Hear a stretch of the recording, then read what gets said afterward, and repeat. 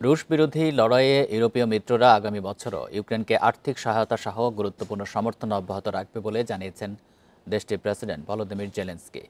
শুক্রবার লন্ডনে বৈঠকে কিয়েভের জন্য দূরপাল্লার ক্ষেপণাস্ত্র সহ আরও সামরিক সহায়তা চান তিনি। এতে অংশ নেন ব্রিটিশ প্রধানমন্ত্রী কিয়ের স্টারমার, ন্যাটোর সেক্রেটারি জেনারেল মার্ক রুটে ও নেদারল্যান্ডসের প্রধানমন্ত্রী ডিক স্কুপ। আর ভিডিও কনফারেন্সের মাধ্যমে বৈঠকে যোগ দেন ফ্রান্সের প্রেসিডেন্ট ইমানুয়েল ম্যাক্রো। বান্ডেল থাকলে প্রতি সেনমানিতে টাকা বাঁচবে। বিকাশ সেনমানি বান্ডেল কিনে জিতুন প্রতি লেনদেনে। রুশ প্রেসিডেন্ট ভ্লাদিমির পুতিন ইউক্রেনকে মানবিক বিপর্যয়ের দিকে ঠেলে দিচ্ছে বলে সতর্ক করেন জেলেনস্কি। পুতিন শান্তি প্রতিষ্ঠায় গুরুত্ব দিচ্ছেন না বলে অভিযোগ করে রাশিয়ার ওপর চাপ সৃষ্টির আহ্বান জানান স্টারমার। এছাড়া ইউক্রেনের ইউরোপীয় শান্তিরক্ষী বাহিনী মোতায়েনের পরিকল্পনা পুনর্ব্যক্ত করেন ম্যাক্রো।